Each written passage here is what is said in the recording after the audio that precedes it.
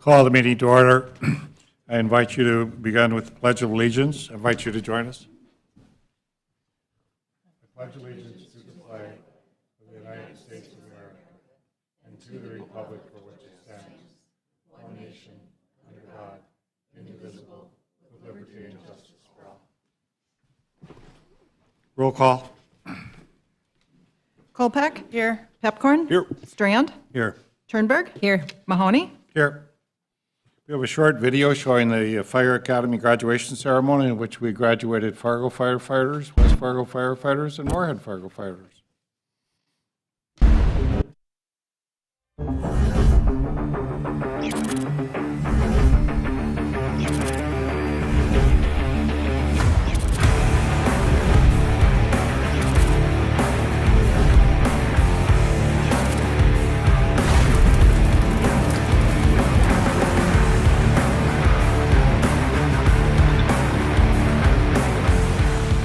Initially, I did kind of go the 9-to-5 route, pursuing a degree graphic design marketing at the University of North Dakota. And through those 2.5, 3 years that I was there, I realized that that wasn't for me. I didn't want a desk job. I didn't really want the 9-to-5. So I moved back home. I worked at a fencing job for a bit, and it was more of a job. It wasn't really a career, and I was still searching for that kind of career path. In the midst of being in the rural department, I heard about the opportunity for Fargo, and that's really this is what I want to do my career in. And I think a lot of it just comes from the fulfillment and the teamwork and kind of brotherhood that's in the department.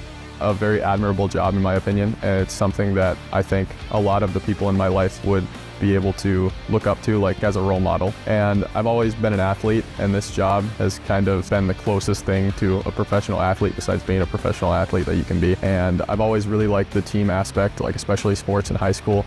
I think this job is probably the closest team you can be. I mean, you're with these guys for 3 days out of the week, you're sleeping with them, you're eating with them, and that just really was one of the big driving factors of why I wanted to be a firefighter, was just the team aspect and the physical aspect and working with your hands. And I just don't think I could do the whole 9-to-5 sitting behind a desk. There's no way to hide where your weaknesses are, and everyone wants to show their strengths, so it's one of the most honest work experiences that I've had, in the sense of everyone's different experiences and abilities. Everyone's been more than willing to contribute when it's sort of their day to shine and when their talents are suited to it, and then vice versa. You can't hide where your weaknesses are, so it's really apparent and people will notice it. But with this group, at least, people have just picked up, like, they see that you're struggling, they reach out a hand, or they see you're struggling and they make sure they're the first one to kind of give you the extra instruction or the extra help that you need to get through that, because we definitely do have very different strengths and weaknesses across this class.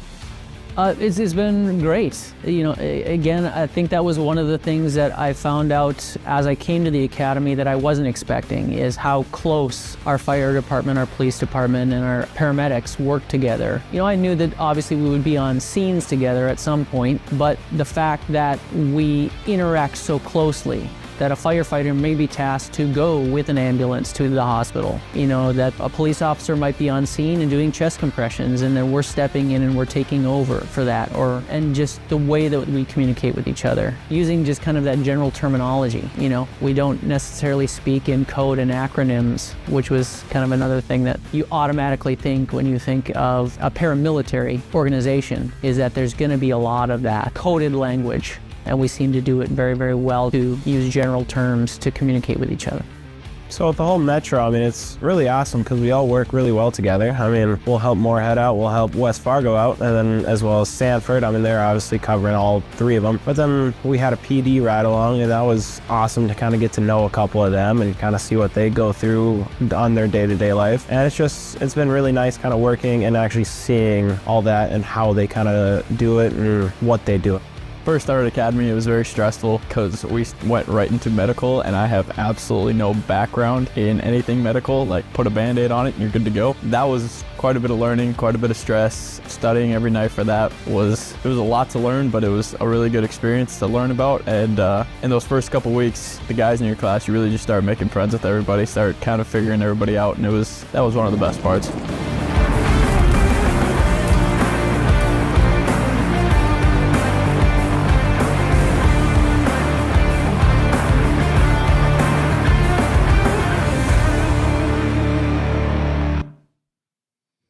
Mr. Kolpak, they look pretty young, but great team, huh?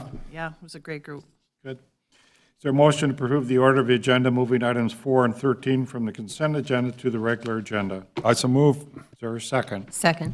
All those in favor say aye. Aye. Motion carried. Is there a motion to approve the minutes of the November 24th, 2025 regular meeting? So moved. Is there a second? Second. All those in favor say aye. Aye. Motion carried. Is there a motion to approve consent agenda items 1 through 35, excluding items 4 and 13, which have been moved to the regular agenda? So moved. Is there a second? Second. Roll call vote, please. Strand? Yes. Pepcorn? Aye. Kolpak? Aye. Turnberg? Aye. Mahoney? Aye. Wow, I got all public meetings. Oh, we can start at 5:05, I'm sorry. Okay. Public hearing number 36. It's 45th Street Park, 2nd edition, and 45th Street Park, 6th edition. Approval recommended by the Planning Commission, 9/4/25. Zoning change from limited industrial with commercial overlay to general commercial with a planned United Development overlay.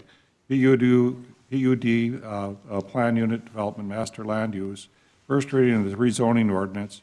First reading of the rezoning ordinance. One is for 45th Street Park, 2nd edition. One is for the 6th edition. And a plat of the 45th Street Park, 6th edition. Donald Kress, I'm sure, will make sense of this. Thank you, Don. I'll do my best, sir. Thank you. Good evening, Commissioners. Donald Kress of the Department of Planning and Development. As the mayor has read the lengthy introduction there. So this property is located here on 45th Street, just south of Main Avenue. You've probably been by this many times, this rather large building by the Roars development. So there are several items here. There's a minor subdivision, there's a zone change, and a planned unit development.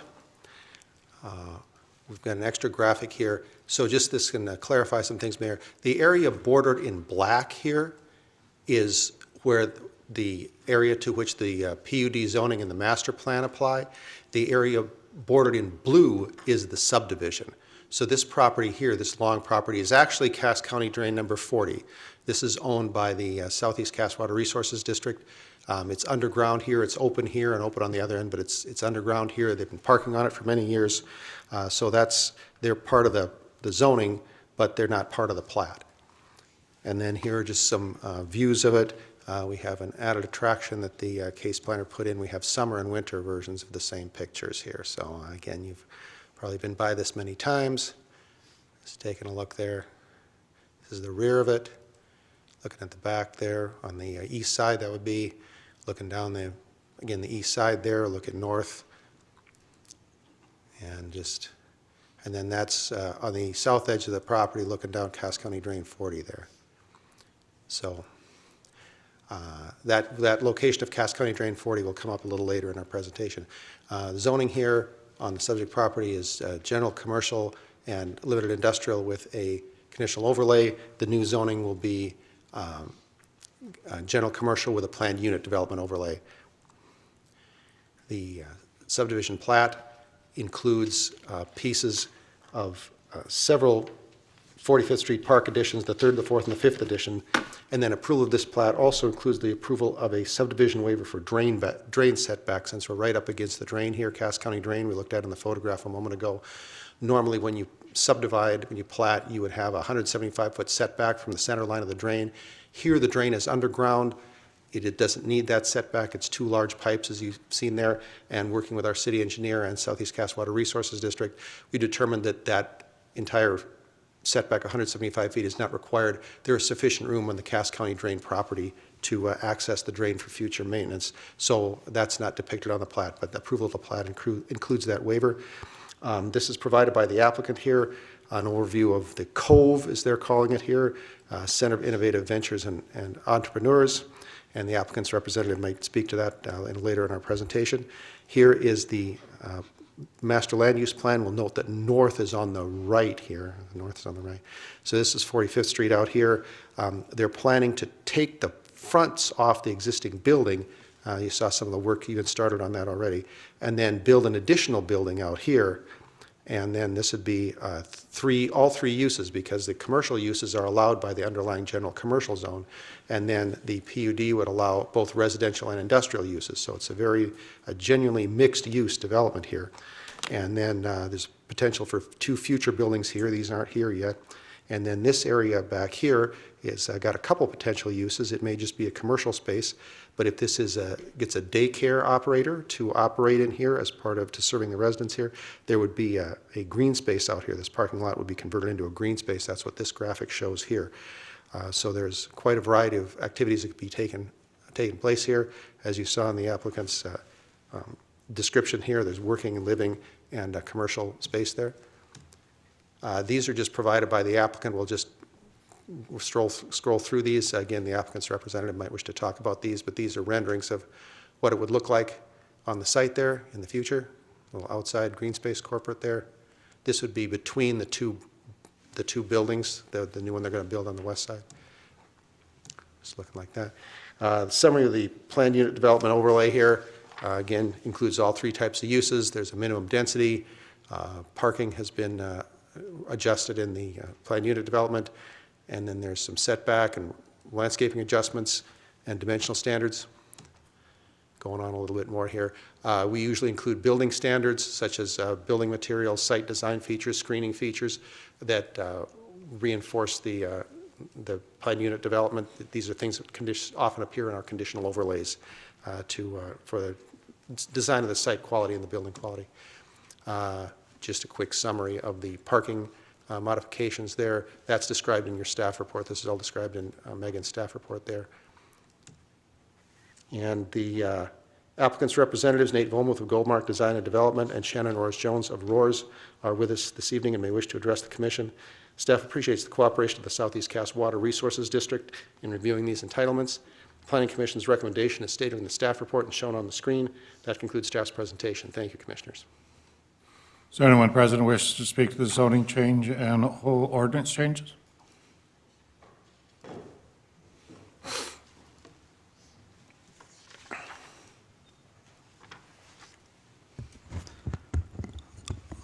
Thank you, City Commission. Nate Volmuth with Goldmark Design and Development. We've worked a long time with staff on this, and I think Donald did a great job explaining the project. Shannon and I are here for any questions that you might have. Any commissioners have any questions? Mr. Strand. Thank you. Really an interesting looking project. I'm just wondering, is there any expectation of requesting of the city any incentives? And I'm also wondering, were any incentives involved with the initial development over there on 45th? Do you know the initial? I don't know. Commissioners, I don't believe there were any incentives at the initial development. The initial development was started in, actually I think it was completed in about 1996, and I don't believe that we utilized any incentives until the first time we utilized incentives, my recollection was in 2007.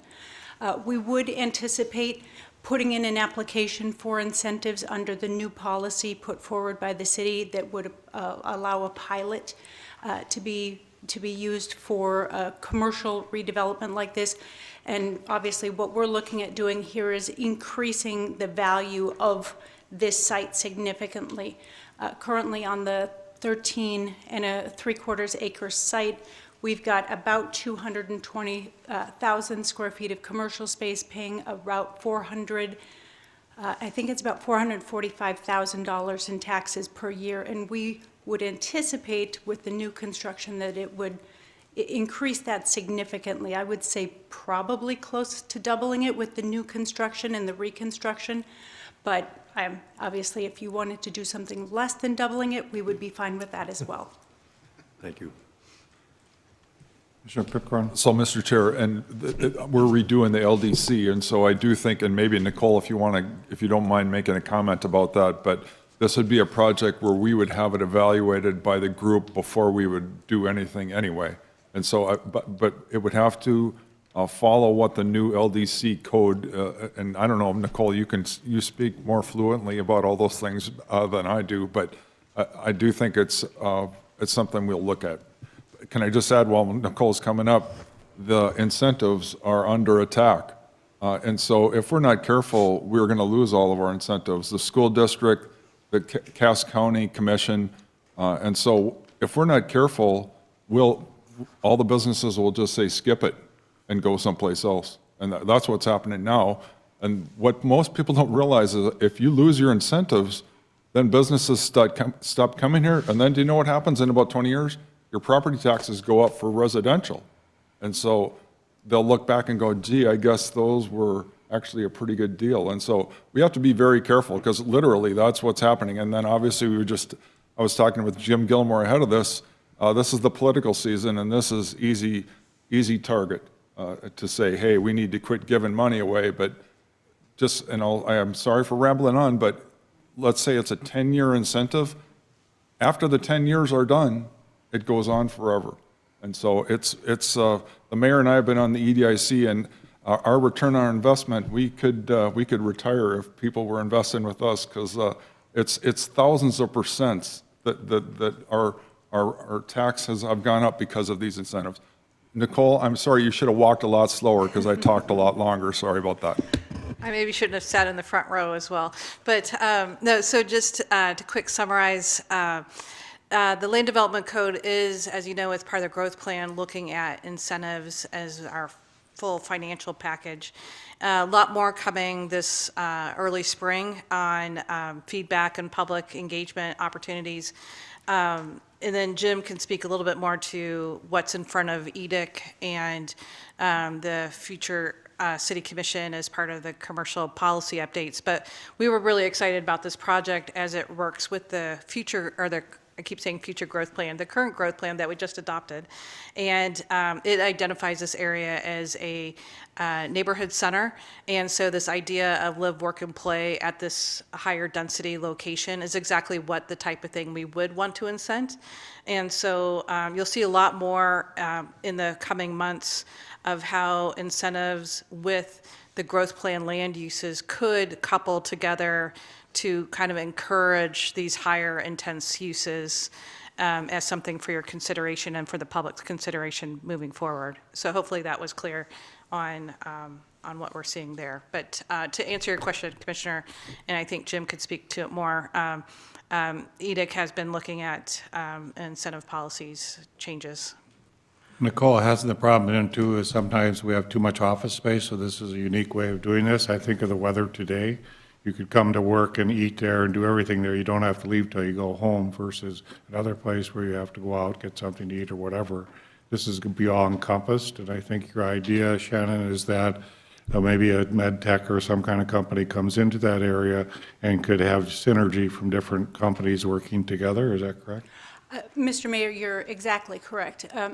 What we're looking at doing here, and I think is an important probably experiment for the region, is we have a lot of vacant office space, commercial office space in Fargo, in the region, really probably across the country, since the way that people work post-COVID has changed.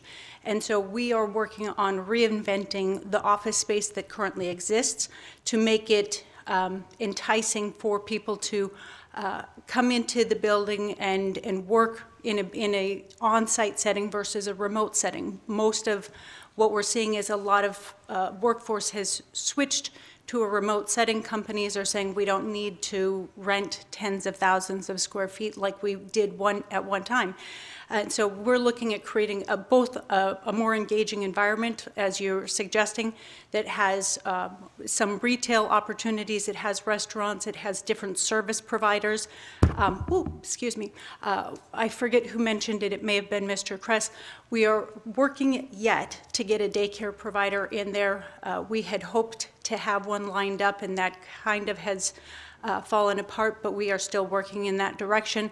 But really creating an environment that meets a number of needs of either the residential tenants who are living in the apartments or the commercial tenants who are working in the building, and obviously they can be both. We believe that if this goes well, that it's a model that could be replicated in other vacant commercial spaces across the city and the state. Thank you. Any other comments or questions? Is there anybody else present who wishes to speak to the zoning change? If not, I'll close public hearing. Do I have a motion? I'll make the motion. Is there a second? Second. Any further discussion? Roll call vote, please. Pepcorn? Aye. Kolpak? Aye. Strand? Yes. Turnberg? Aye. Mahoney? Aye. Item 37, plat of the Borg addition, approval recommended by the Planning Commission. Donald Crest to explain as well. Yes, sir, thank you. The Borg addition is a major subdivision located here on 7th Avenue North and 25th Street on the southwest corner there. Again, you've probably been by this one many times. Close-up photo here, there's a City of Fargo Public Works property adjacent here. Probably familiar with that as well. Here's a couple of photos of the site from different perspectives there, right on the corner of 7th and 25th. And some locator maps there to show where those are, looking along the frontages there. The zoning here is LI, Limited Industrial. The zoning will remain as that. The subdivision plat here, it's a major subdivision because it dedicates this existing street and utility easement on the corner here. The plat also adds negative access easements as you've been by there. That's pretty open driveway on most of that property. This will restrict the access to a few points as shown here on the plat. And also the plat adds a 10-foot wide street, or this 10-foot wide sidewalk and utility easement on the property frontages. The applicant's representative, Tony Uckel of MBN Engineering, is with us this evening and may wish to address the Commission. Planning Commission's recommendation is stated in the staff report and shown on the screen. This concludes staff's presentation. Thank you, Commissioners. Donald, what are they planning on putting there?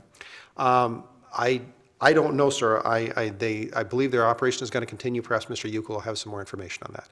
Okay. Is there anyone present who wishes to speak to this zoning change? Anyone present wish to speak? If not, I'll close the public hearing. Do I have a motion? I'll make the motion. Is there a second? Second. Any further discussion? Roll call vote.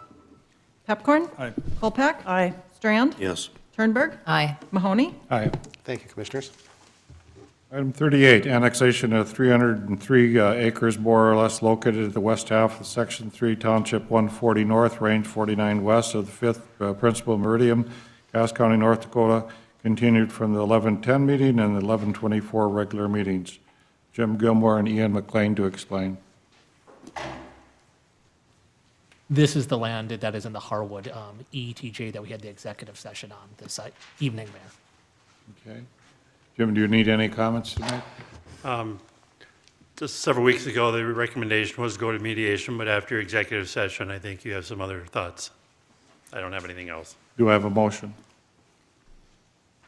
Mr. Chair, Mr. Kolpak? I move to withdraw the annexation resolution of 303.2 acres, more or less located in the west half of Section 3, Township 140 North, Range 49 West of the 5th Principal Meridian, Cass County, North Dakota.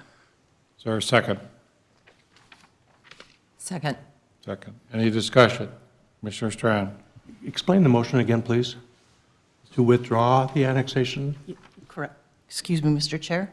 Yes, Commissioner Strand, yes, it's to withdraw the annexation resolution of the west half, Section 3. And will that trigger another action subsequent to this? So, Mr. Chair? Okay, Ian, we want to explain? No, it will not. Harwood already has a petition with Applied Digital to annex this land, so essentially, as soon as our withdrawal is official with the vote tonight, they will be able to annex the west half. Commissioner Pipcorn? So just to clarify this for everybody, I think it'd be good. This is the Harwood ET. The next item is the Fargo ET. So I just think it'd be good to explain that. And if you don't mind me adding one more thing, the thing that we need to insist on is we do not want our firefighters going to fight a fire in this data center because they have not gone through a planning process like we do, where we have the fire department review what's in that building, what are the access points, and so we're going to make sure Ian writes something clear on this because this is a big deal. We are not going to jeopardize our firefighters going in and fighting a fire in an unknown building with very dangerous chemicals. And the reason this is a big deal is because right now we have a mutual aid agreement with Harwood. And so I'm totally support that, but I will not support having a mutual aid agreement with this data center. It's a very big deal. And so I think we need to insist on that. And I think that's going to jeopardize their whole thing because what they're relying on is us. And the Fargo firefighters are the ones that fight. The hazmat team is Fargo. And so that's what they're trained in. And so if they think they're going to call for us to go into a building where we don't know what's in it and jeopardize our firefighters, hell no. So good luck with that. Thank you, Mr. Chair. Mr. Strand, do you understand the motion now? I'm still trying to sort this out. If we withdraw our request for annexation, what would we expect Harwood's next move would be? Yeah, Harwood has already initiated an annexation of the same property. Theirs cannot go forward because ours has to come to some conclusion first. As ours comes to a conclusion, they could complete their annexation relatively soon. Thank you. Mr. Strand, we looked at a variety of different solutions to this problem, but it was Ian's recommendation that if you withdraw your annexation movement, then basically Harwood would proceed with annexing this area.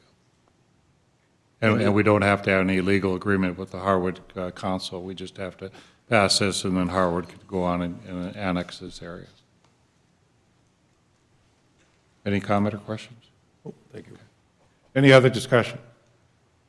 Roll call vote, please. Do you want to close the public hearing? Pardon? Do you want to close the public hearing? Oh, I'm sorry. Does everybody in the public wish to speak to this annexation?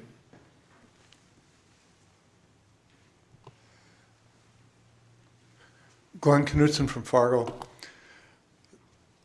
I'd like to speak to both annexations, and I realize this next one, but there's some things that, how do you handle if Harwood annexes this and they say, go ahead, build these, and they say, we've got the right to do that. Has there been an environmental study, and maybe there has been, about the impact of water? I'm aware of other places in the country that have had this type of construction done, and it's had a dramatic negative impact on the groundwater and the water supply. Fargo has a limited water supply for the size of the city. Oh, we're relying on the Garrison diversion to eventually get built, but I'm 73 years old, and they were talking about that when I was in high school. And it's gotten as far as Cheyenne, North Dakota, but that's going to take a while to get here. And we could have a water issue because this is going to demand a lot of water. How is Harwood or how is Fargo going to handle treating this chemical in the water without investing a whole bunch more into our water treatment systems? And like I said, how about groundwater? Next thing is energy. Computers take a lot of energy. And I came to the last meeting and I heard Digital talk about, well, there's lots of energy in North Dakota. That's right, there is. I own the mineral rights to some land in eastern North Dakota. When I was a senior in high school, they came out and drilled, and they told us, in Nelson County, you've got natural gas. But guess what? There's no way to get that natural gas to Fargo. There's no way to get the natural gas right now from western North Dakota that's being burned off to Fargo without a whole bunch of infrastructure. Who's going to pay for that? Then you've got the whole situation of the electric rates for the citizens of Fargo. What's going to happen to my electric rates? And how are they going to be impacted by this?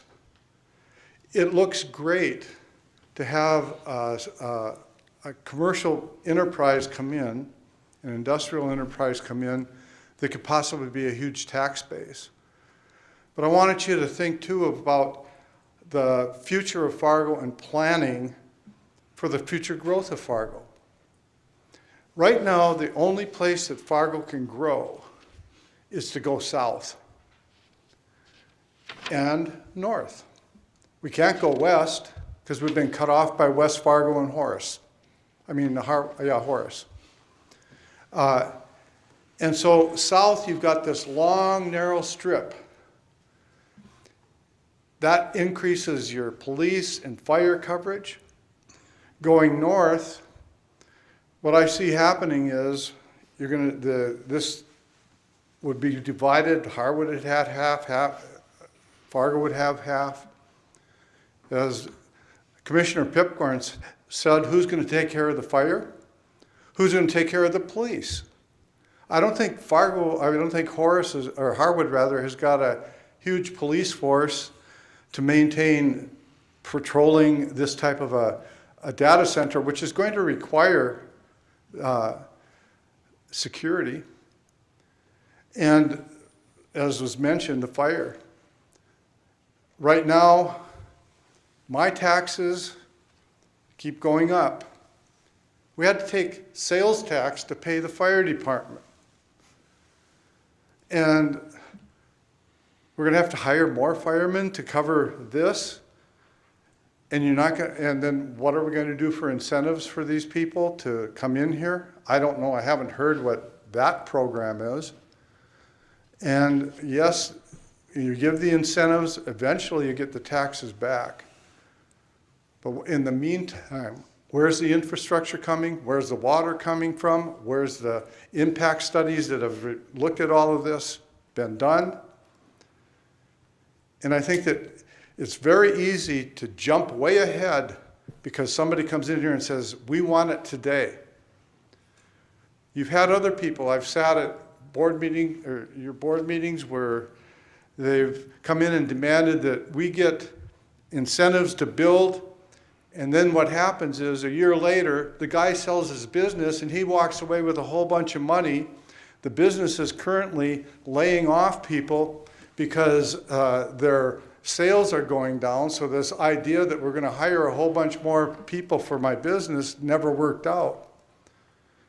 Have any of those things been considered? It's real easy to look at things and not take the whole thing into account. And my main concern right now is water, energy, and as Mr. Pepcorn said, fire and police services. Thank you very much. Is there anybody else who wishes to speak to this issue? If not, I'll close public hearing. Just some facts I want to get out there, just as you brought up some of the questions. A lot of data centers do use a lot of water. This particular data center is going to recycle, so it's a little bit different. So it's not the water usage that we've seen in the past. When they have all 5 buildings done, they are going to consume 20% of the electricity in the state of North Dakota. So it is a concern how much electricity is going to be consumed and how that's going to happen. You mentioned the Red River Valley Water Supply Project, and we're actually 40% in the build of that. Probably have 3 more bienniums and should have that completed.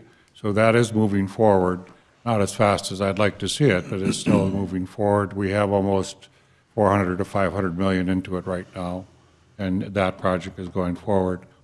And then finally, the real questions you're asking, if they were with RET, all those questions with public hearings, with hearings and stuff would be questioned and answered. Our inspection department, as Commissioner Peckhorn talked about, would be in there. Fire department would be in there. And that was our concern when they built a $100 million building. And as you know, they're going to put $3 billion worth of equipment in these buildings. So yeah, we're very concerned about that. And to Dave's comment about the risk to our firefighters, we normally, our fire department inspects, goes in, makes recommendations, says, here's what you should do.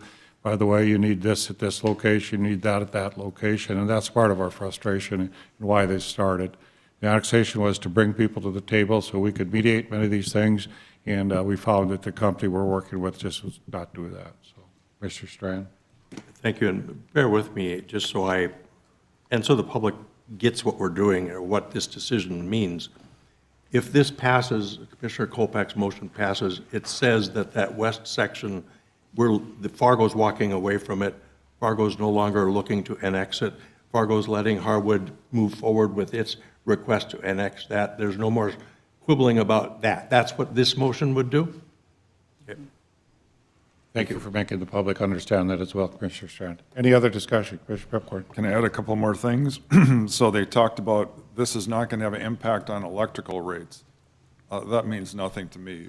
So once again, we have to have Ian write something up saying if our electrical rates go up, that data center is going to be responsible for those increases. That's the first thing. And the next thing is Sean Radnick here? Maybe he isn't here. So in the inspections department, our next thing is going to be monitoring sound, because the mayor and I and Jim went to that site, and it was loud. And so we want to make sure, what are our policies, how loud is acceptable, what are the fines if it is loud? And so we need to start having all those things in order. But the other thing a lot of people don't realize is the city of Fargo treats Harwood's wastewater. And so right now we have an agreement with them that there's a certain amount of houses that, and a certain amount that we're agreeing to. And so that's a big deal. And then in the future, right now, Harwood is on a well system. Down the road, wells will not be allowed, and so they'll eventually have to get into our water system too. And so there's lots of tools in our toolbox. But I know John has hesitated a little bit because of this, but this is our growth area. We need to protect our rights for the citizens of Fargo 50 years from now. This is not as much about the data center as this corridor that we need to protect. Thank you, Mr. Chair. Just to make one correction, Commissioner Pipcorn, they're on Caswell water. They don't have their own wells. West Fargo had its own wells, but Harwood has Caswell water. So, Mr. Chair, who supplies Casbro water with water? Well, I know that, but I want you to, who supplies it? City of Fargo. You know what we need to do? Raise the hell out of those rates. Any other discussion? Roll call vote, please. Kolpak? Aye. Turnberg? Aye. Pepcorn? Aye. Strand? Yes. Mahoney? Aye. Now we're going to go to the east half of what we're talking about, the item 39, annexation of 256 acres more or less in the east half of Section 3, Township 140 North, Range 49 West, and 5th Principal Meridian, Cass County, North Dakota. Thus, those parcels lying within said east half legally described in those instruments recorded the Office of the Recorder, Cass County, North Dakota. This was continued from 11/10 and 11/25 and 11/24/25. Mr. Kolpak, you have a motion that has been suggested. Yes, Mr. Chair. I move to submit the matter of the annexation of 256.87 acres, more or less located in the east half of Section 3, Township 140 North, Range 49, west of the 5th Principal Meridian, Cass County, North Dakota, less those parcels lying within said east half legally described in those instruments recorded at the Office of the Recorder, Cass County, North Dakota, to a committee for mediation as provided for in North Dakota Century Code, Chapter 40-51.2. And Ian, could you be so kind just to explain why the east half is in our exit territory, what the difference of the two sections is, please? Yeah, so Section 3, there's a west half and an east half. The west half is in the Harwood ETJ. The east half is in the Fargo ETJ. The property owner, which is Fairco Properties, has objected to Fargo's annexation of the property. So therefore, 100% of the owners of the property have objected. Therefore, Fargo has the choice of either withdrawing its annexation or moving forward to a mediation with the landowner to try to resolve the annexation dispute. And Jim, would you explain where our infrastructure goes on that west half, where our infrastructure sits? I mean, the softball diamonds are immediately to the south. I know we have some lift stations there. I think they may be a forest main, but on the eastern edge of the property, we have like water and sewer that has, or at least, to me, a sewer that has extended all the way up along that section. As you noted, this isn't the Casserole Waters service area, and so they are responsible for providing water in these areas. But yeah, they're right adjacent to the city, and so they could easily hook up. Do I have a motion? Do I have a second? I'll second it. Further discussion? Roll call vote, please. Public hearing. Oh, public hearing again. Is there anybody in the public wishes to speak? Anybody in the public wishes to speak? If not, I'll close the public hearing. Now do I have a roll call vote, please? Kolpak? Aye. Pepcorn? Aye. Strand? No. Turnberg? Aye. Mahoney? Aye. Item 40, annexation of, oh, you want to continue this one? It's going to be a continuance to 12/22/25. Do I have a motion? So moved. Second. Any discussion? Ian, do you want to explain this one? Yeah, so this land is north of the Section 3 that we were just discussing. We had served, I think, one of the landowners. We want to serve the rest of the landowners to make sure that nobody objects before we move forward with annexation. That's why we're continuing it to this future date. So you can talk to the landowner? Yeah, we want to make sure that none of them have an objection. Okay, so we'll settle that on the 22nd? Hopefully, yes. Okay. Moved and seconded. Roll call vote, please. Kolpak? Aye. Pepcorn? Aye. Strand? No. Turnberg? Aye. Mahoney? Aye. Construction update, Tom Noquist.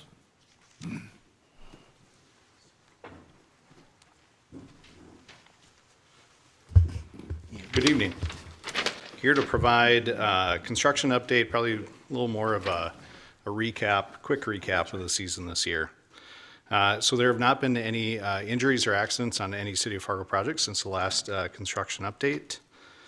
I always like to remind people that Fargo Streets is a great spot to find information about any of our projects. We do keep this up to date the best we can about current statuses, looking forward to future projects as we know them. And then we also do have an archive page there of past projects where the public can find more information about past projects. So this is our CIP map from this year. Every color on the map here is a project that we worked on of varying scope and scale. And so we worked all the way from 52nd Avenue North this year down to 76th Avenue South, which is a distance of about 12 miles. And east to west on the very west edge on Grayland Drive South, did a seal coat there, and all the way over to Grandwood Drive North, which is on the far northeast corner of the map here, which is a distance of 6 miles east to west. I just want to real quick highlight some of the projects, some of the new development projects up north. One of them was Interstate Business District. We do hire Vern Witten to take some of these photos on an annual basis. Helps us with some of the record keeping on some of these projects. But this was a new commercial and limited industrial development in North Fargo.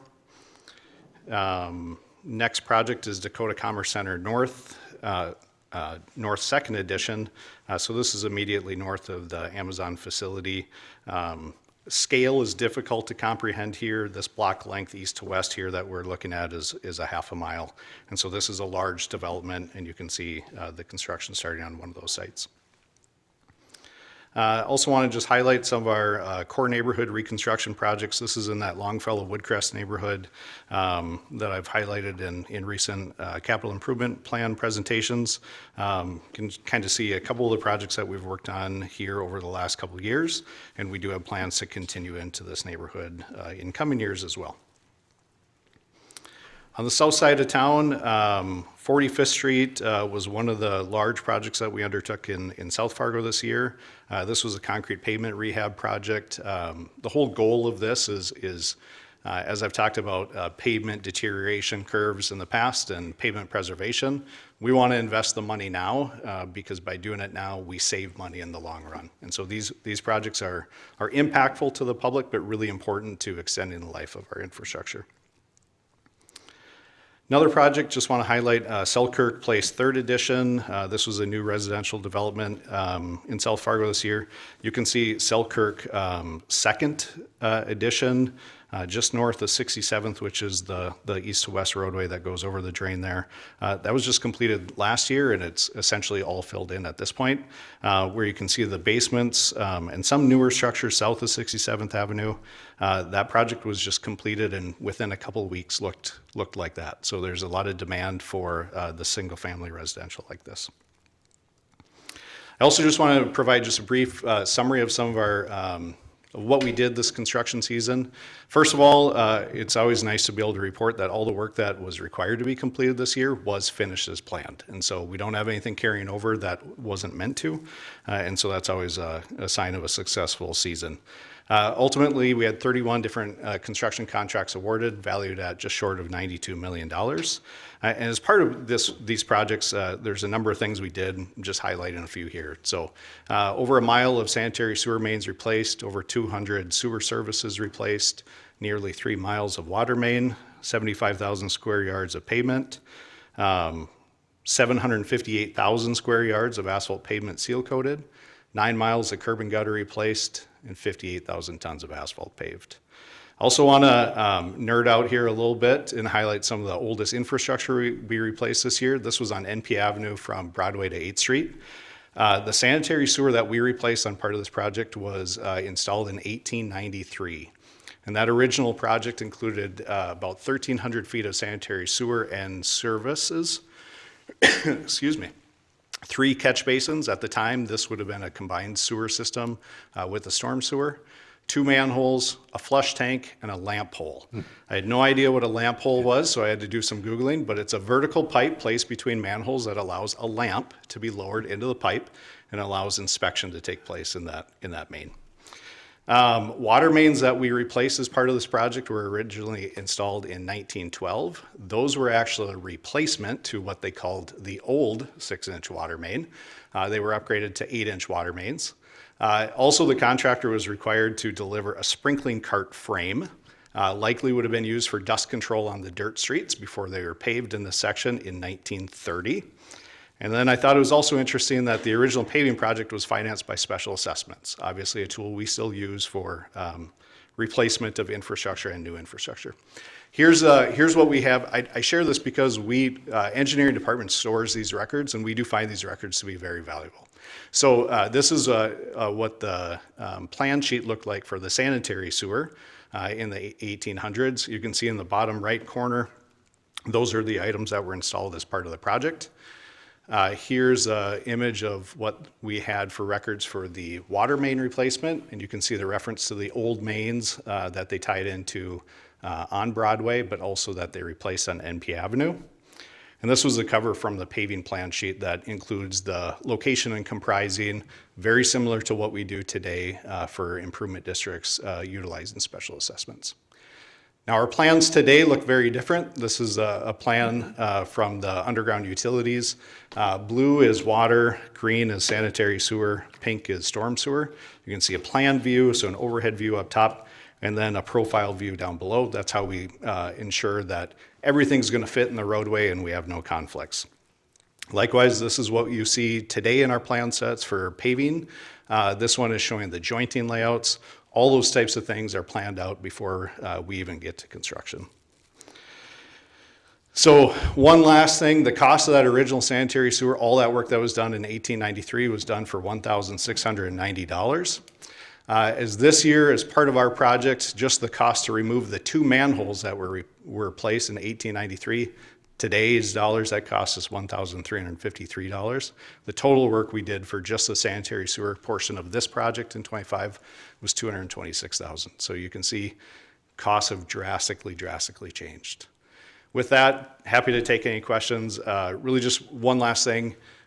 There's a lot of hours that go in to this work by the staff in engineering. None of it would be possible without them. They spend a lot of time ensuring that what our residents are paying for, we're getting. And it's hopefully infrastructure that lasts a really long time because of their oversight. So just want to highlight that as well. I want to say, Tom, thank you to your staff. They did a wonderful job, and the product now looks beautiful. It really looks gorgeous, but it's really fun to watch the history, which many of the staff also has historic background and understand some things that we run into. But I'm glad to hear that you gave us some cost comparisons. I sometimes would like to go back to 1893, but whatever. Same. Any comments or questions? Tom, did you find any cool artifacts? Turnberg? On every project, especially in the downtown, there are a lot of glass bottles and trinkets that get discovered. So we do have many of our staff members that are part of those projects. They hold on to those things and kind of display them as trophies in their office spaces. Thank you, Tom. Good job. Thank you.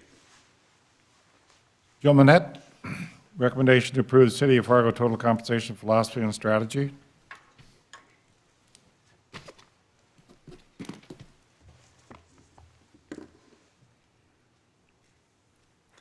All right, good evening. So over the last few years, we have been working towards adopting a compensation philosophy. Historically, we've really taken the approach of being market competitive or matching the market, and we just hadn't formally adopted a philosophy to date. So we are hoping to do that tonight. Just to refresh on what a total compensation philosophy is, again, it's really just a formal statement that helps to guide decision-making related to all things employee comp and benefits. I want to start with a little background on the development of the draft comp philosophy that's in your packet. We developed an internal survey that city admin and all of our department heads participated in.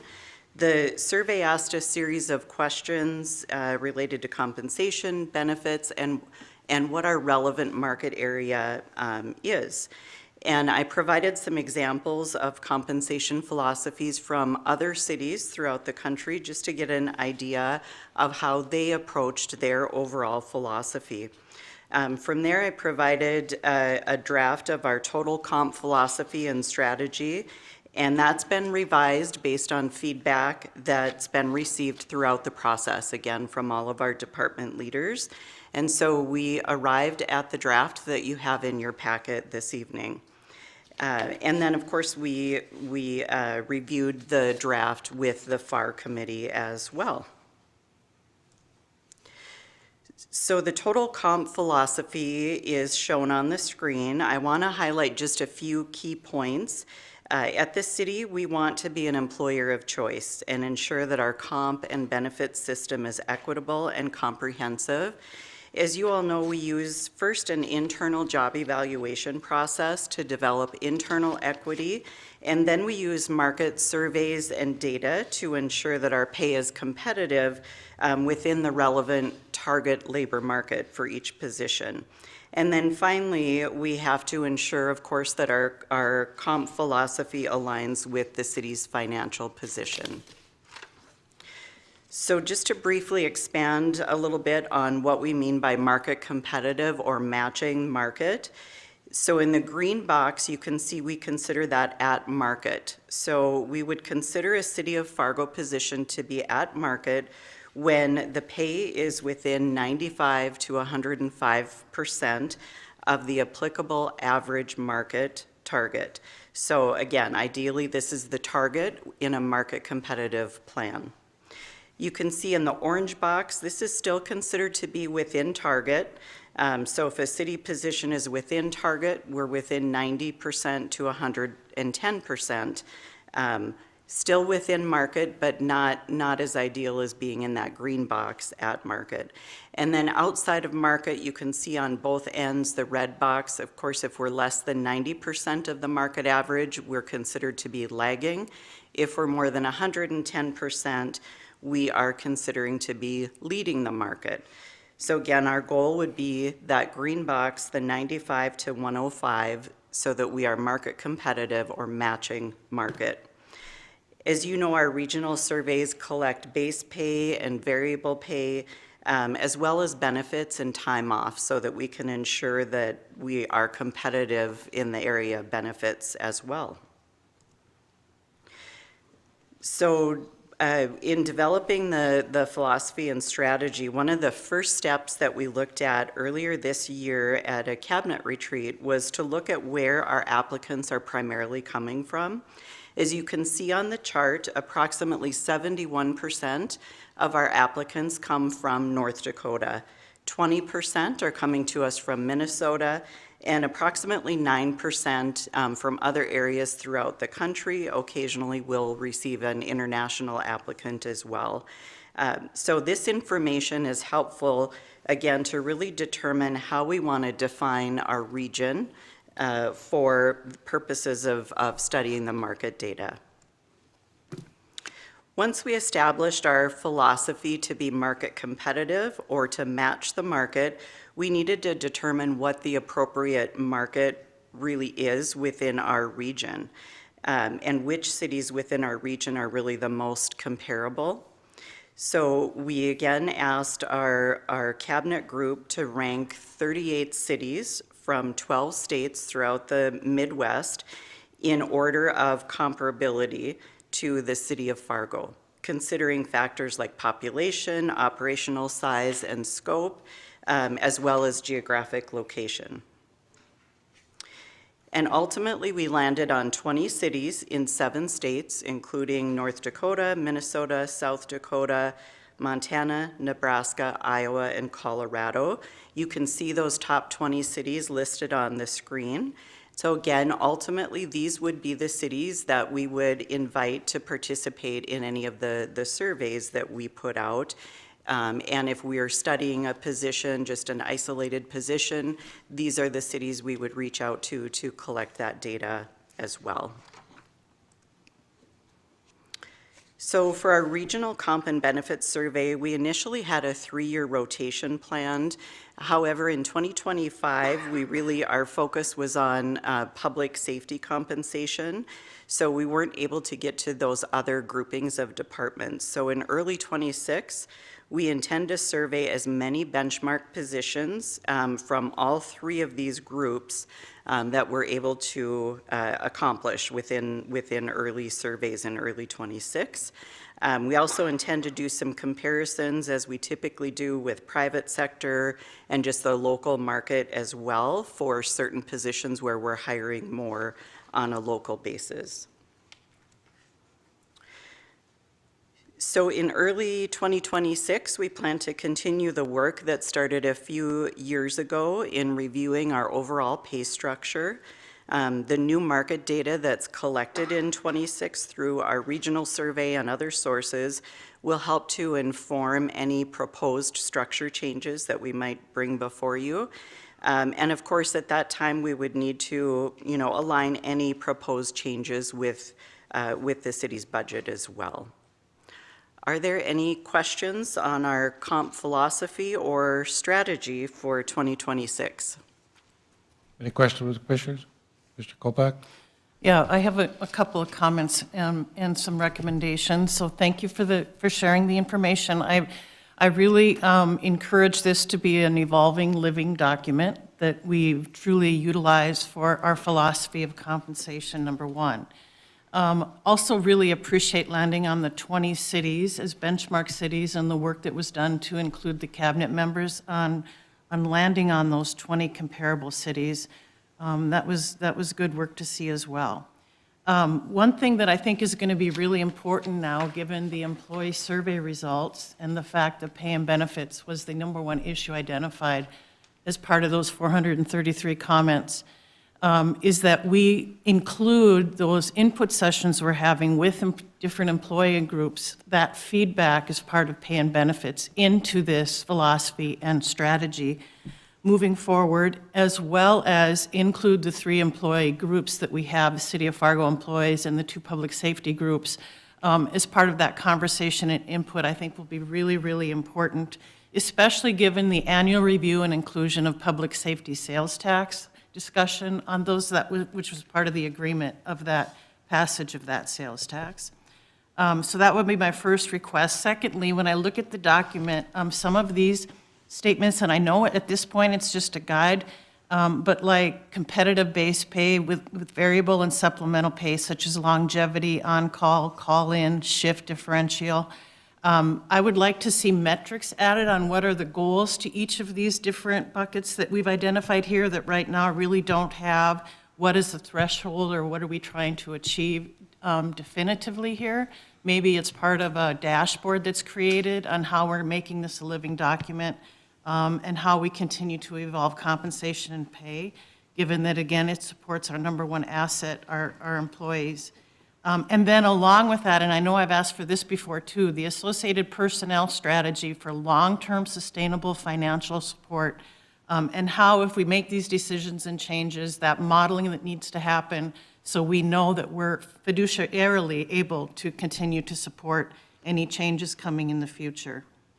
And then I guess the last thing that I'll add is I would like to, I'll be bringing this back, like I will the input session and action plans for the employee survey for regular updates, and I'll ask for that within intervals that are, respectable, but also to ensure that we are including that employee feedback that will be part of that action planning that is the result of the employee survey results. So just some of the things I'll be looking for, but appreciate this start and look forward to ongoing updates. hope you were taking notes. It's a lot, but she'll give it to you afterwards as well, Joe. Any other comments or questions by the commission? Do I have a motion? I'll move for approval. Is there a second?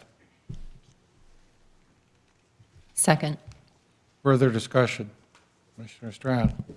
Thank you, Mayor, and thank you, Jill, and to your department. As we're looking at this going forward, it's occurring to me that things have changed also. You know, in the old days, not the old days, but in the past, I would have made a primary focus of hires and diversity of applicants and diversity of hires and things of that nature. Well, we're not really hiring many people now. I mean, we're not creating new FTEs to speak of. We're really pulling in our belts. So as I see this approach, and I applaud you for it, it's to support and uphold the people who are our workforce now, and to prioritize their value of them going forward, and so that everybody knows. That's how I think I hear this, because that's where we're at. Is that a good synopsis? Yes, we absolutely have to focus on retention of our current employees. Of course, some turnover is inevitable as people reach retirement and are choosing to retire. And so we also have to have our pay structure be competitive so that when we need to hire, we have a pay structure that supports hiring really strong talent and bringing them to the city. And Mayor, the last comment I'll make is a lot of cities are challenged with this whole topic of retention of current employees. And one city I heard recently at the National League of Cities, I was kind of taken aback that there's a mindset starting to surface out there that because of the budgetary constraints and the limits on ability to keep growing unfettered, that they're making decisions to not necessarily lead the market with their employee force. We're not doing that locally. We're still prioritizing our workforce. And we're not saying, oh, second is okay. But that's starting to happen out there where people are making conscious decisions. We can't anymore be the leader in the local market. And boy, I'm glad we're not there for the sake of our workers and for the sake of the results that we're expecting of them. Yeah, as Deputy Mayor Kolpak had indicated, we really hope to learn a lot through our employee discussion groups, more specifically on pay and benefits, and of course all of the other topics too, more specifically what people are looking for. And you know, if there are more options out there that we need to provide or entirely different options that our employees are looking for. So we have a lot of good information now following the survey, but those discussion groups are really going to help us drill down and understand how to retain, what are our current employees looking for, and then how do we position ourselves when we do need to hire to be attractive to applicants. Mr. Kolpak. I just have one follow-up, because you reminded me, Jill, that not all of the benefits, in addition to compensation, cost money. If you're talking about work-life balance with employee feedback, what could that look like? We haven't looked at leave accruals and how we do that for some time. There are different things we can look at with employee input, and we can change, and maybe do a paradigm shift in how we've been thinking about it with that input that's so invaluable. So being creative on some of those other ancillary benefits, I think, is going to be really important as well. Agreed. Only other comment I'd make is when you look at employee comments, sometimes you did get some suggestions that might work for retention. You know, it's just some suggestions different employees make, and I'm sure, Joe, you've read them all, but we should look and take those seriously if there's a different way of doing it to help incentivize our employees. I think that'd be helpful. Yep, absolutely. Any other discussion? Roll call vote, please. Kolpak? Aye. Turnberg? Aye. Pepcorn? Aye. Strand? Yes. Mahoney? Aye. 33, discussion regarding resident comment policy. This was requested to be brought forth and discussed, and Mike Redinger is going to lead this discussion. Yes, good evening, Commissioners. Thank you for the time this evening. At your last meeting on November 24th, the Commission discussed the resident comment policy. Just asked for some time at this agenda to talk about that. What I did was just collect some of your background information and materials to support your discussion. There's no staff presentation tonight. This is really the City Commission's discussion, but I did want to just highlight what I included in the packet. The first were just 2 previous agenda items and the minutes that were related to those from earlier here in 2025 in September, as well as just about a year ago in November of 2024, when resident comment was discussed and various options and alternatives. Also included the minutes from those meetings so you can see what the discussion entailed at that time. I've also included, just for your background, the current guidelines for resident comments, as well as an excerpt from your governance policies. That's policy number 5 as it pertains to the process for resident comments. And then also included the minutes from 2018, where the broadcast policy was established for this room, the Commission chambers. So again, no staff presentation this evening, just simply looking for your directives, your discussion points. We'll take that into consideration. We'll come back with any kind of modifications or changes you would like to see. If not, then we will continue with the status quo, which is televising the resident comments at the end of the meetings, allowing for the virtual and allowing for individual comments on the items. Again, fully consistent with the law changes in the 2025 legislative session with the Senate Bill 2180. So again, no staff presentation. Happy to answer any questions, but if not, we'll turn this back to you, Commission, for your discussion. We do have 2 speakers on this, so we'll hear the speakers and then we'll open for Commission discussion. Olivia Fisher is virtual. Olivia? Are you there? Okay, now we can hear you. Go ahead. Okay, thank you. Hey, Olivia, Fargo resident. I just wanted to speak tonight to say that if there are any proposed motions after you guys discuss, we would ask that you guys wait till the next meeting to actually vote on it so that you can give yourself and the public time to digest the discussion had here tonight. That would also give the community members who aren't able to attend or watch this meeting the chance to send input your way before you make any big policy changes that affect them. And then I just wanted to touch on 2 things that were brought up at the last meeting, possibly removing the ability to comment on international issues. The suggestion that international issues don't affect us here in Fargo, North Dakota is a wild misconception. According to NotMyTaxDollars.org, over $9 million of Fargo taxpayer money funded Israeli weaponry in 2024. Weaponry that has been used to slaughter thousands of Palestinians, some of which being relatives or residents here in Fargo-Moorhead. I don't know about you, but I would prefer my tax dollars go towards housing and food for my neighbors, not bombs. If any of you can't bear to hear your constituents take 2.5 minutes to talk about that every once in a while, that says a lot about who you are deep down. Lest we forget the Fargo-Moorhead Proclamation from 2024 that reads, "Our cities condemn all forms of violence and bigotry towards the Palestinians." Why are residents being silenced from supporting the purported values of the city by condemning genocide during public comment? Might I add that the brutal tactics used by the Israeli occupation forces against Palestinian civilians are being taught to and used by American police forces? It is not a coincidence that we are seeing increasingly violent arrests happening across the country. Violence that is funded by and accepted by American politicians internationally will always come back around to harm the American people as well. God forbid Fargo residents use their right to free speech to urge you to care about these atrocities. This commission has rarely had to sit through more than 3 comments during the non-agenda comment periods at meetings this year, so it's pretty obvious that these attempts to silence residents about these potential issues are not about disruption of the meeting. To me, this seems to be personal opinions about what some commissioners don't want to listen to. May I remind you that you are public servants, you work for us. If residents can sit through the entirety of these meetings with you every other Monday, I promise you can handle listening to residents speak for a maximum of 30 minutes about issues that may be hard for you to hear about. Thanks so much. Olivia, I'd remind you a little bit to be careful about motivation you think the commissioners are. I think you should keep your thoughts to what you want to talk about in your topic.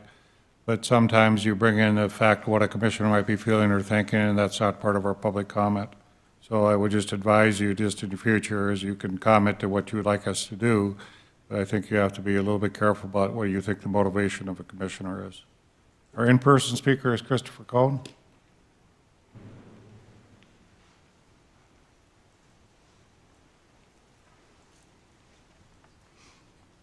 Yes, I'm Christopher Cohn, Fargo resident, and this is primarily for the public and Fargo residents because I've already given the city my comments on this. But I think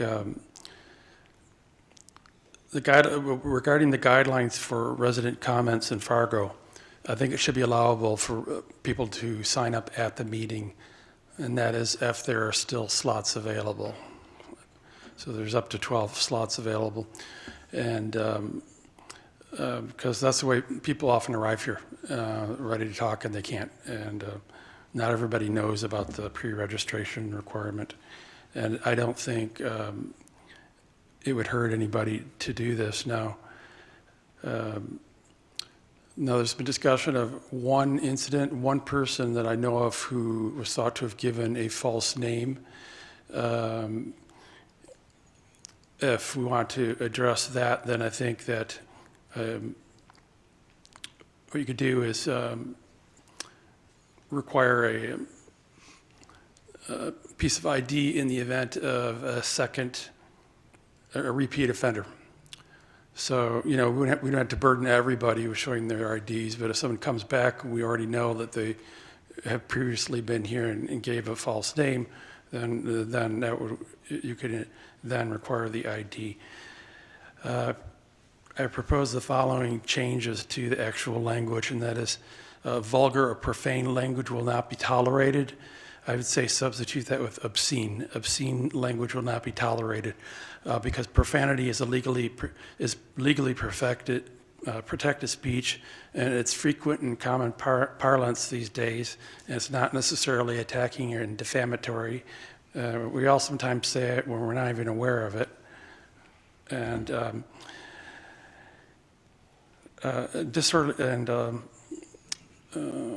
but disorderly conduct law does prohibit obscene language, so that's where I get the word obscene.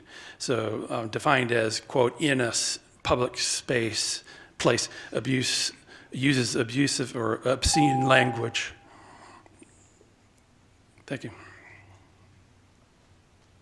Now it opens up for commission discussion. I close the public hearing. Do we have any comment? You haven't signed up. We only had 2 people signed up. There wasn't anything on the website. It's the agenda item, and we have 2 people signed up. The last time was public discussion too, and I had comments on that as well.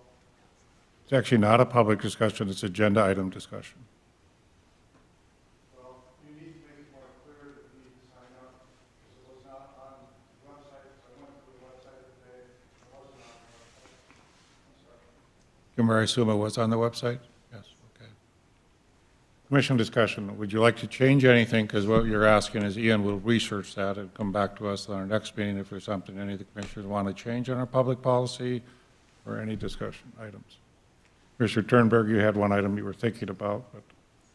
Well, I've discussed with other cities, and some other local cities stick to agenda items. I am fully fine with any City of Fargo item. Now, it doesn't make sense to bring up school issues to a Fargo City Commission, just like it wouldn't make sense to bring up city commission issues to a park board meeting. We each have our own space and our own jurisdiction. So to me, focusing on the City of Fargo, not Palestine, and global issues is not impeding free speech. You can go ahead and protest and speak all you want, but it keeps the meeting with decorum and focused on target in what we're trying to discuss. That's my opinion. Would you like Ian to at least research that and bring back a motion that could be addressed by the? Sure, and I think that's a great idea. We can move to postpone this for next week. I'm sure we'll all hear plenty from. There's no motion on anything tonight. Well, all Mike did was give the recommendation. He gave us what our process is. If we want any motions, we have to ask staff to develop the motion. Okay, sure. We can get feedback from other residents. To me, I've never heard anyone wanting to squash anyone's ability to speak. We don't want people who show up with fake names, which happens. And to have outbursts, there needs to be decorum in these meetings, and I believe that's all we're asking for. It's nothing we're just being transparent. It's not to squash anyone's rights. So I think I think we've actually are doing more than what's even required by law.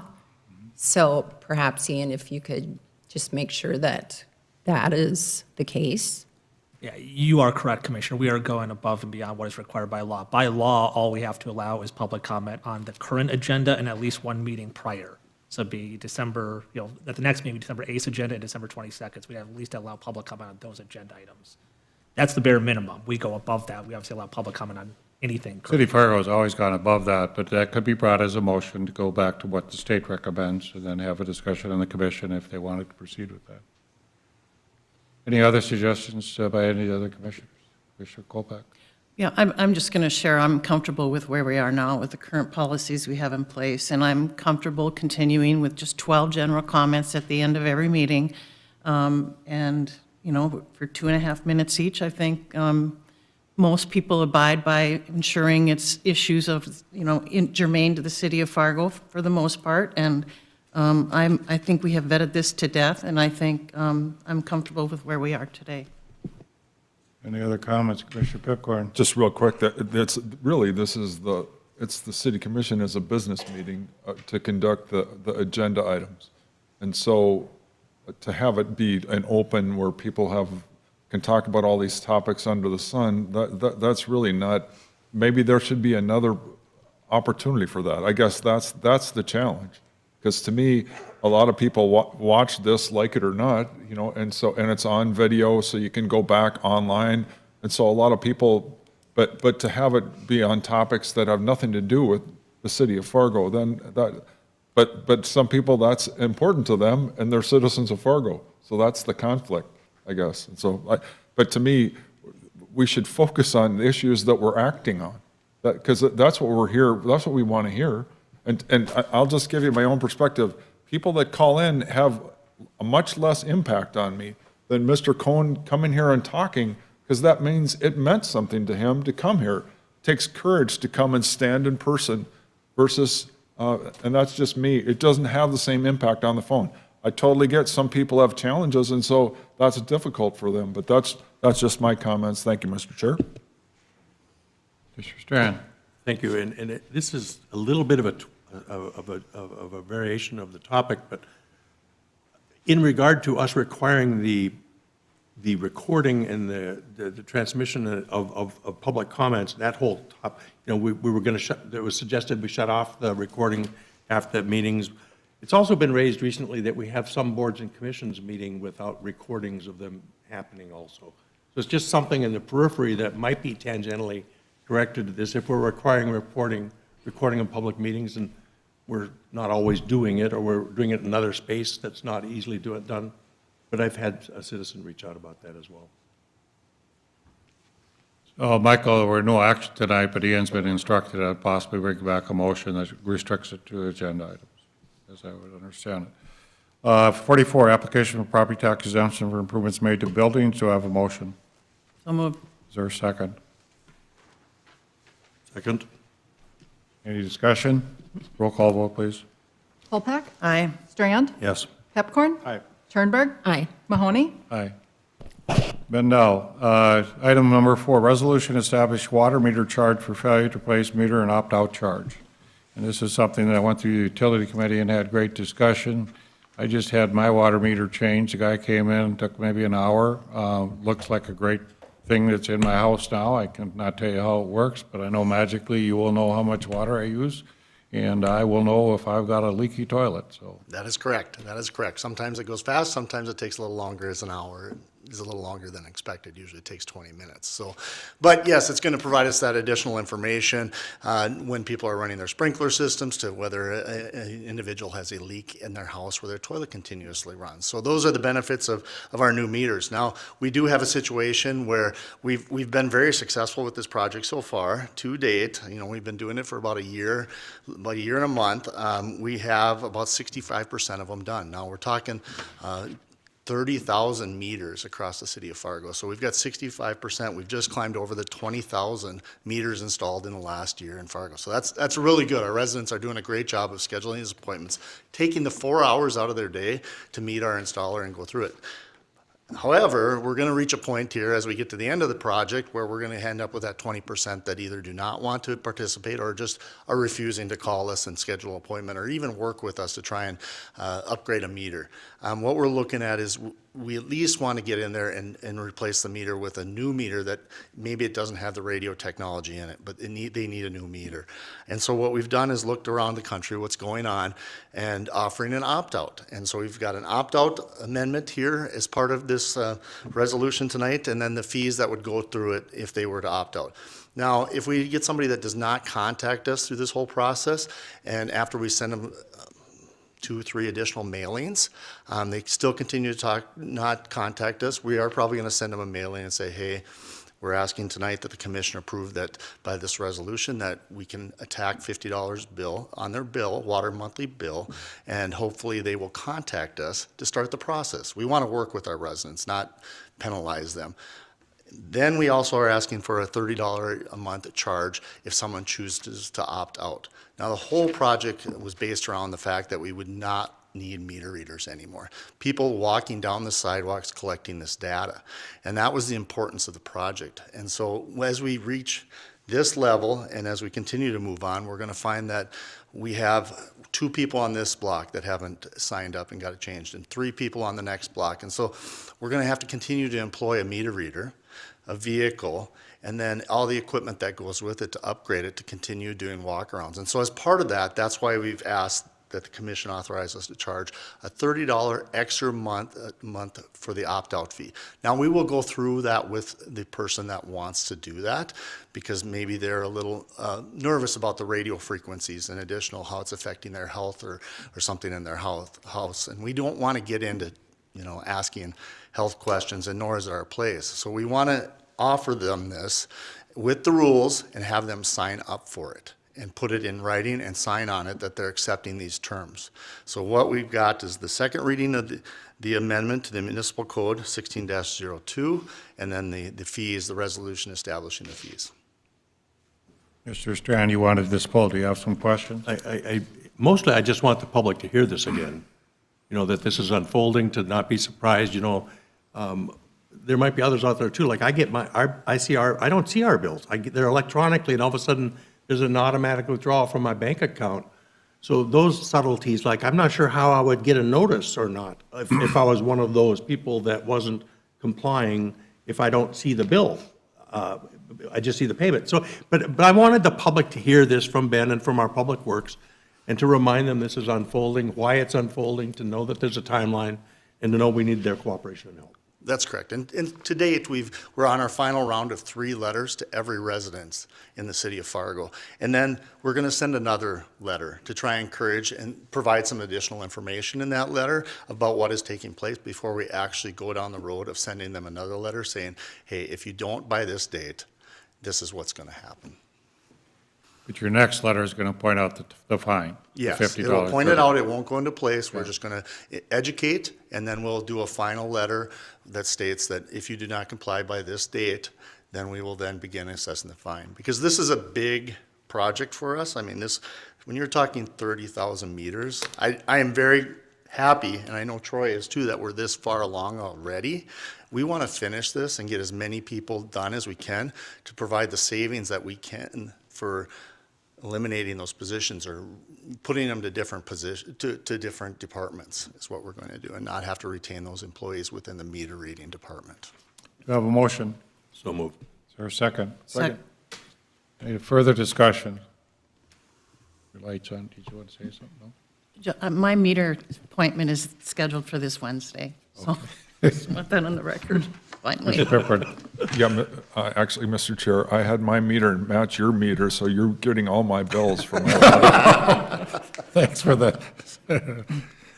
Roll call vote, please. Strand? Yes. Pepcorn? Aye. Kolpak? Aye. Turnberg? Aye. Mahoney? Aye.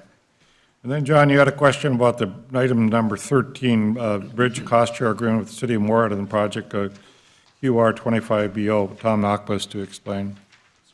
And while Tom's walking up, it's not so much that I had a question, it's that I just want to ascertain that we're all voting for this. We've had this pedestrian bridge topic downtown that went up and down and all over the place and then ultimately died. I don't expect this here, but it's something I'm personally in favor of. I'm excited about this, and it's one of those projects down the road we'll be glad the city did. But just to make sure, there might be somebody out there in the world who says, why did you vote for this allocation for this pedestrian bridge? Well, we're going to go on the record formally, and it's not just on consent when it's brought up this way. Tom? Yeah, just a reminder of what this one is. This current project, we had received $1.5 million from the federal government for a raised grant that allowed us to do environmental dock and final plans for the 12th Avenue Bridge over the Red River. We need to get through this process. That gives us the information necessary so that we can actually go after a construction grant for that work. And so what this agreement is it's just related to the engineering portion. As we've gotten into this, we have a limited grant. We're doing everything we can to stay within those grant dollars. But as we're going through that environmental process, there are some things that are outside of the original scope. And so we wanted to address it earlier on with the city of Moorhead if needed, that we now have an agreement that if we do go over the $1.5 million grant, we have a funding mechanism of how we would pay for that. And so that's all this item is. And then maybe just as an update for City Commission, we're anticipating being back here in 2 weeks and providing an update on both the 12th Avenue Bridge, where we're at in that process, and then likewise with the 40th Avenue pedestrian bridge. And Tom, just to be clear, the 12th Avenue Bridge in a flood event goes out at how many feet? That's a great question. It's pretty low. I don't know the exact number, though. Okay, it's 24 feet. But the reality is that what happens and why we've gone for this brick grant is we feel that when the Northsiders want to get home, but when we have a flood fight, that goes out. And if we have a truly epic flood fight, 35, 37 feet go through the city, that bridge goes out at 24, 25 feet.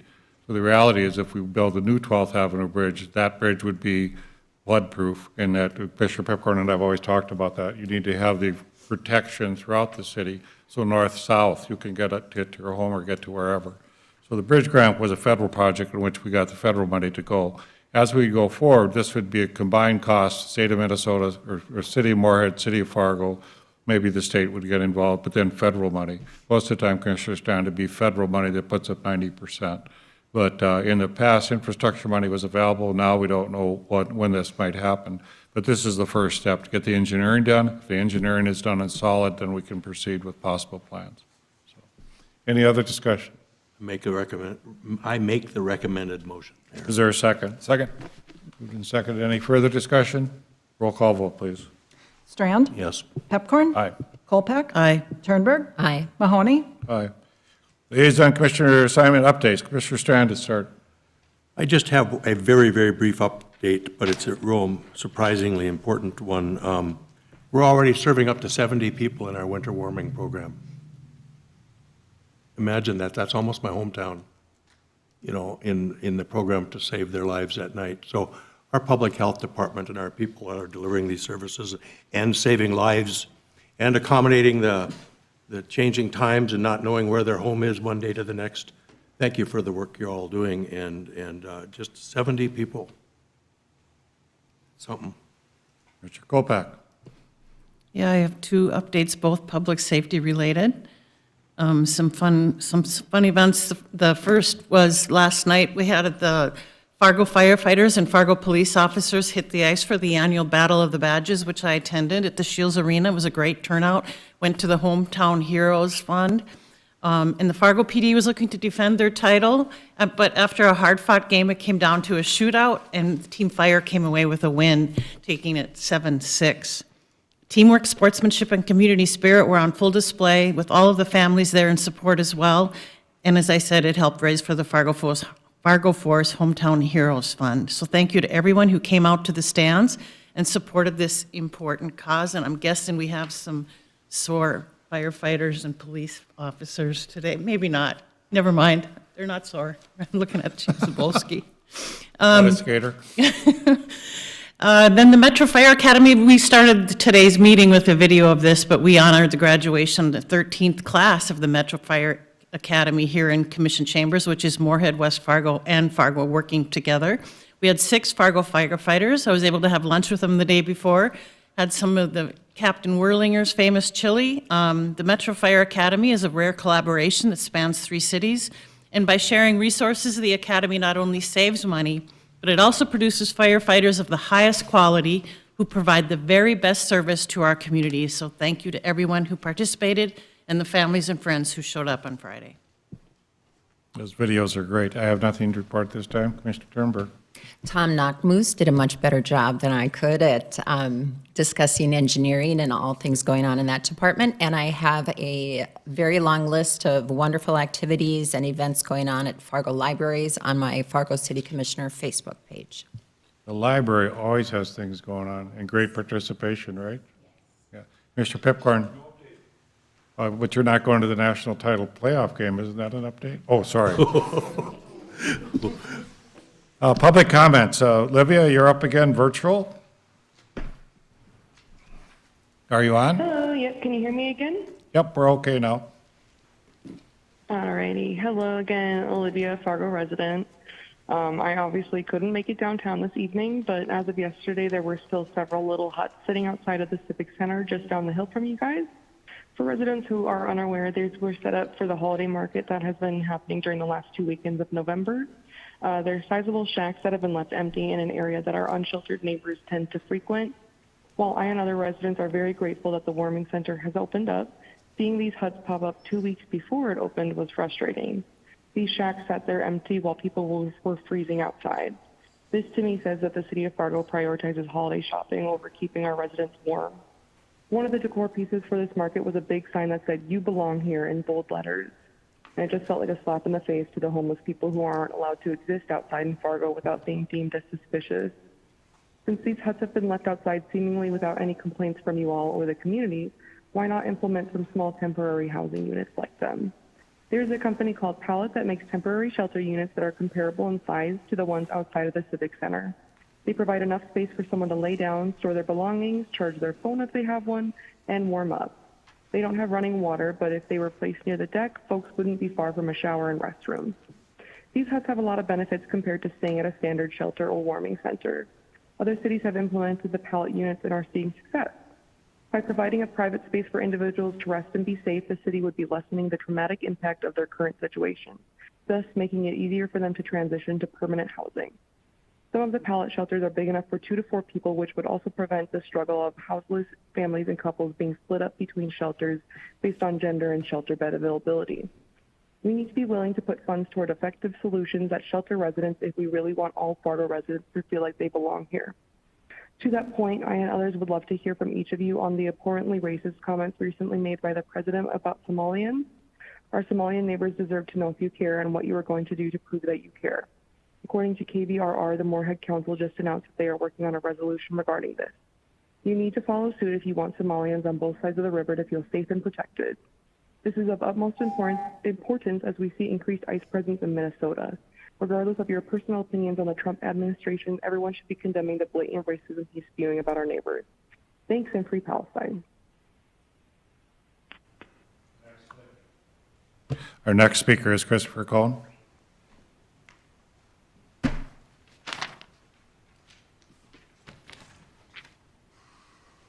Yes, Christopher Cohn again, Fargo resident. So I wanted to make clear in my previous statement that I'm asking for the guidelines for resident comments to be made supportable under the law. So I don't think that's too much. I don't think there's too much vetting that has to be done for that. I can do it free. You don't have to have the city attorney do it for you. Additionally, there's the prohibiting verbal attack on commissioners. No, you can't do that. That's not in the law that I know of. You can prohibit threats of violence because that's illegal. So let's change it. Terrorizing law prohibits threats of law.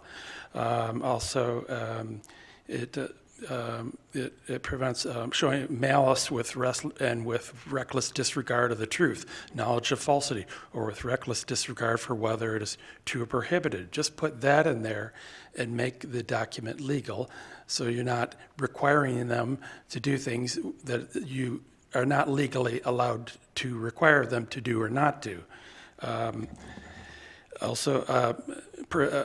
telling them they can't name people, no, you can't do that. That's protected First Amendment speech. They can name you, any of you, and they can name city staff. And I don't do it because I don't think it's very useful. It makes it personal. And I would advise other people not to, and you could advise people in the guidelines to please not do so, but that they may do so, and they might have legitimate gripes. Who's to judge what gripes are legitimate, which are not? And in fact, I won't compliment any of you either because I don't know that any of you want to be associated with me. Okay, so I've gotten smarter as I've gone along. So also,